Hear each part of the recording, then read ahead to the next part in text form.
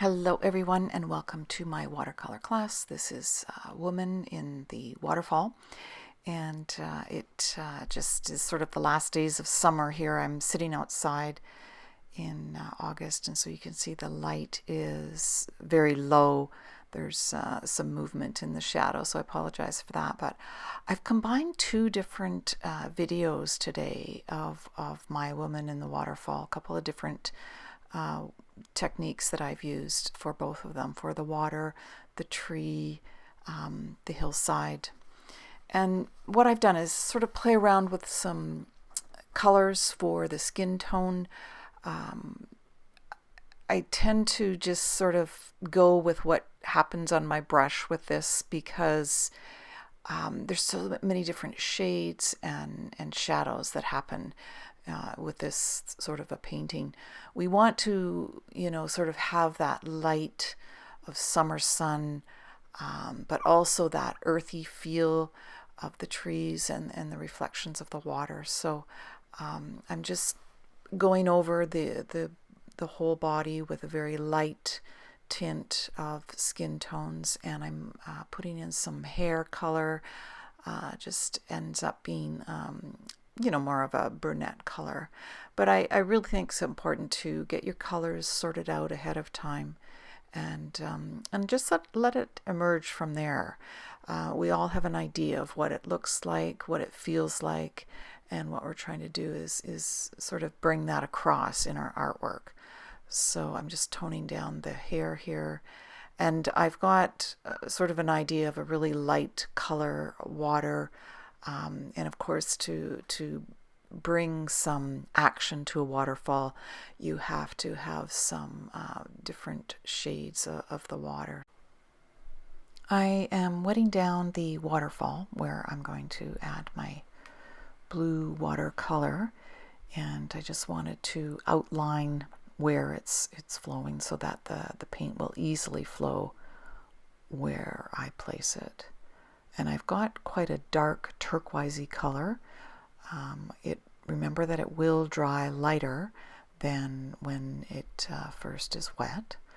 And you'll notice that as I go on here, I do blot some up. So it is sort of this play with the brush and a tissue to bring the water to look like water. And as I mentioned, it's going on a little bit darker than what it ends up to be. So remember that water is your friend, and you want to just keep adding that water there to dilute it to the color that you want.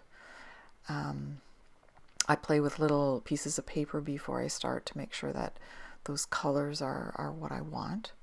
And so now I'm just using a tissue and just sort of fluffing up the top of the waterfall and bringing those strokes straight down so it looks like the water is falling.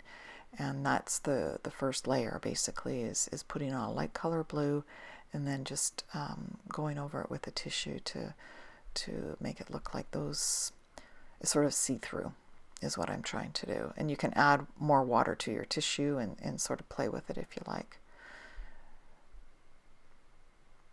So I'm just blotting that spot behind her head because it does look a little bit darker, but it's perfectly fine. So now I'm adding upward strokes to give it a little bit more depth and a little bit more color there as well.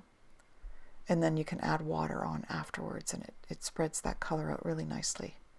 So instead of adding paint to a wet paper, you're adding the wet afterwards. And now I'm just dabbing on this Payne's gray stone color underneath, just to make it look like it's falling over stones. Because there's always a back to a waterfall, so just giving it a little bit more color there. And then I'll use that same Payne's gray to start building the land on the left side of the painting, making it look like stones and creating a base there where the lake water or river water will start to have a settling line there along her body and the bottom of the waterfall. So just making that line of stones along there, the base of where she's standing. And you sort of have to eye that up. You want the water to fall a little further than where that base is. And then I'm using burnt umber and some darker browns that I have to make more of a earth look to it, soil, and then keeping that Payne's gray in there as the stones. So sort of creating this two-tone look with the gray stones and the soil color, the brown. So burnt umber and a darker brown that I have. And just filling in those spaces, just playing with it, keeping the round stones, the round brush strokes for the stones, and a little bit more fluid for the brown, I guess. And then just adding another layer in there to give it a bit of shadow. I usually do 3 or 4 layers to bring out those shadows. And then I've mixed up a really nice sort of bright, fresh spring green, and I use emerald green. I use a lighter green that's in my palette. It doesn't have a name, but dusk green is my favorite. It's quite dark and it's really good for shadows, but if you lighten it with a little bit of water, it's beautiful too. So it's a real natural looking green. Some greens are a little bit too bright for me, so I use the dusk green to sort of tone it down a little bit. And so I'm doing tiny upward strokes because I want it to look like grass, but I also want it to sort of look like the green is moss on the stone. So there's some places where I've used small, smooth strokes as a base and then added little tiny strokes of green as grass. So it's a combination of moss and grass and leaves from, depending if you want to put flowers in there or not. But it's just sort of wild growth around the bases of the stones, the rocks. And of course, you want it to sort of blend into the brown soil. So it's sort of a combination. Just creating height, creating layers, creating depth, adding to the vegetation on the hill to get started. And we'll play a little bit more with the water, and basically what you want is sort of that see-through edge to happen. So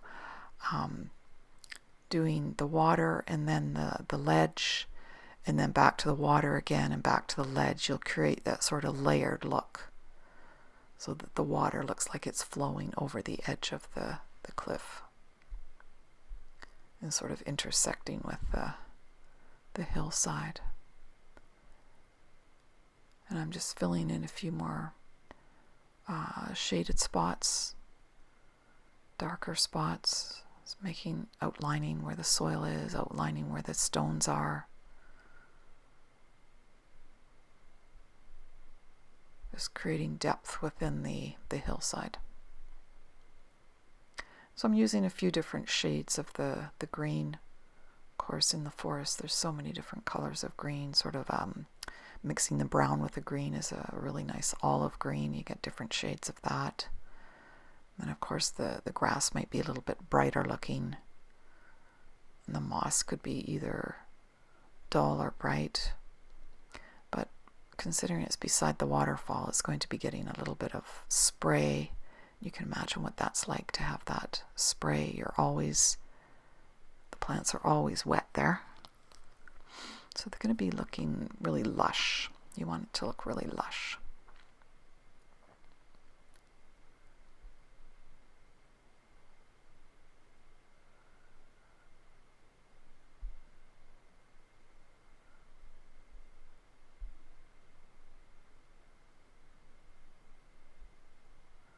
Well, this is where I'm adding a little bit more watercolor in there of the color of the waterfall. And again, bringing my tissue in there to give it the look that there's layers to it. So you're sort of over top of the ridge of the cliff to make it look see-through.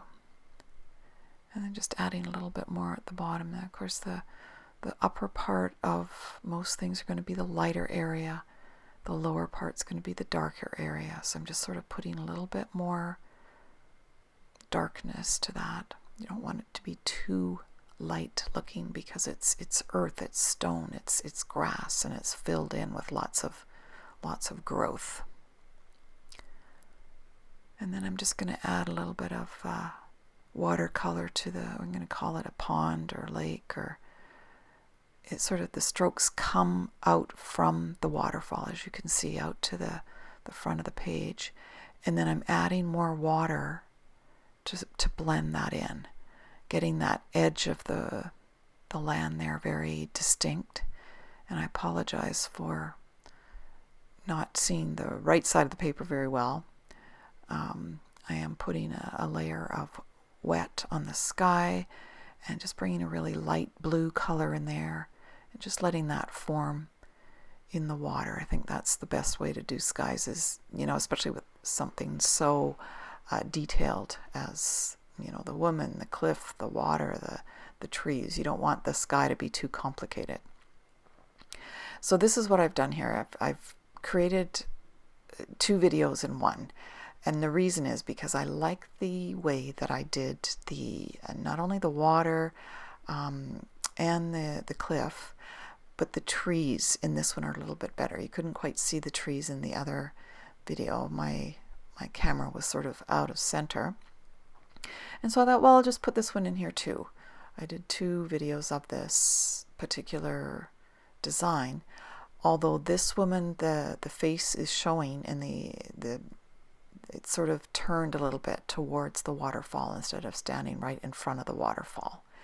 And so I thought, well, this is going to give you a couple of different options. Either do it where the woman is directly in front of the waterfall, or sort of to the side. And you've got side of her face showing here. So I'm going to show you how to do that as well. And so I'm just putting in a little bit more of shadows where her hands are, along the edge of the water and the stone, and just bringing more shadow into the water before I get started on the tree. Because basically I'm going to have the tree all along the right hand side there, and I want to have the rest of the water and painting ready to go before I do that.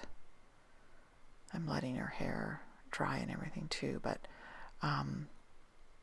yeah, just sort of bringing the bubbliness of the waterfall out into the pond a little bit more. There's lots of lightness there, but there's also shadow with that. So just trying to bring some depth to that to show that there is movement. There's movement here. We want to show that there's lots of action going on. So wispy little brush strokes, and then I think I bring, more water into it as well, to sort of lift up a little bit of that blue color. So the blue is a little bit more almost like a navy blue here instead of the aqua blue in the other one. So this is the reason why I brought in this second video, is to show you how I did the trees on the right hand side. It's a little bit different than the first one. First one was quite simple, but you couldn't really see it in the video. So here I am adding on a nice bright fresh green layer with the side of my brush, making it look like the branches are coming down from the top of the ridge. In this one I brought them down and then added little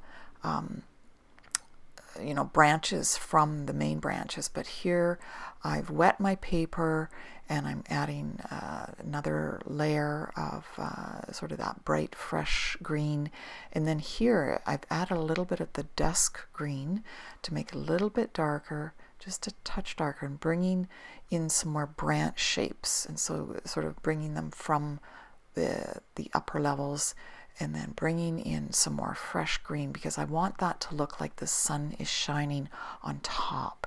And here I'm bringing the dusk green into the lower layers. That's where the shadows are, and I'll build out the shadows into the water as well. I've put on quite a bit too much there, but as you can see, I just put water on there, scoop it up with my tissue, and it's gone. It's basically really easy to sort of fix a mistake like that. I wanted wispy but dark branches, and so that's what I'm getting there. I think I just had too much paint on my brush. Sometimes I get excited and I just jump right in, but I sort of know what I want, so I have to sort of play with it until I get it. And again, just bringing those branches down from up where the sky sort of hits the tops of the trees. These are really big trees, and I want to sort of have that impression they're coming from way up top. And then just bringing the shadow into the water.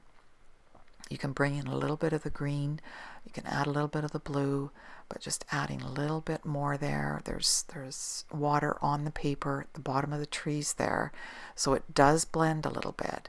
And I'm just putting layer upon layer. And now this is the important part where you just put little bits of straight up and down marks to make it look like the trees have trunks, basically. You don't see very much of them, and you don't have to make those trunks really big. It's sort of just a bunch of smaller trees, but tall. We have these all around us where we live. So I'm just trying to sort of construct that on my paper, what I'm used to seeing every day. And I think that's what art is all about, is just sort of bringing it out of that feeling that you have when you think about being in a waterfall. If you've ever been in a waterfall before with the big trees all around you, and the roar of the water as it flows over the cliff, and just sort of feeling that spray. This is the feeling that we want to portray in this. And I think that this one does it a little bit better than that first one. So we're just working on the shadows, letting that sort of evolve and develop as we go through there. And just sort of feeling how much I need as I go. Adding a little bit of water here and there, picking up with the tissue here and there, just creating those shadows all around her. And then I'm going to start to work on the face, and this is also something that I wanted to include in this last part of the video. The first woman did not face the picture, so we didn't have to worry about coloring the face. Here I go into a little bit of detail with the hair, and it's sort of fun to make it look a little bit more wispy in this one as well. The other one was just sort of straight down. This one is a little bit more wispy to the side, so you really get the feeling that that is coming at her face, and letting her hair blow back, so you can actually have it, sort of come out from the edges of where the hairline is, right? And then I've also used a little bit of shading on her body so that it shows that, the small of her back down into her buttocks are contoured. And here I've used the card again to sort of figure out the colors that I want to put on the face. The face ended up having a little bit of a darker tone to it than I wanted.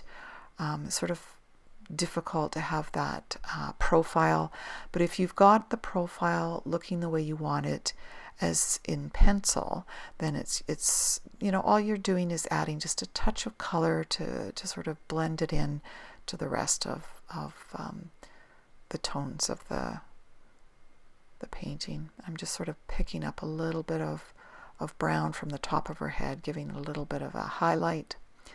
And then here I start to sort of cover up her and putting little sprinkles. So you've got sprinkles of water in the waterfall, and this is sort of the effect that I was trying to get to here. Just using my card. You could use a tissue and draw, or sort of fold the tissue over the body, because you don't really want blue spots on top of the body. You want the blue spots in the water, and just keeping it off her body. And so there I'm just sort of cleaning it up a little bit, maybe putting a little dimple where her elbow is, giving it a little bit of contour shape, helping the water sort of flow around her, and just sort of doing the last little bits. I hope you've enjoyed our Women in the Waterfall.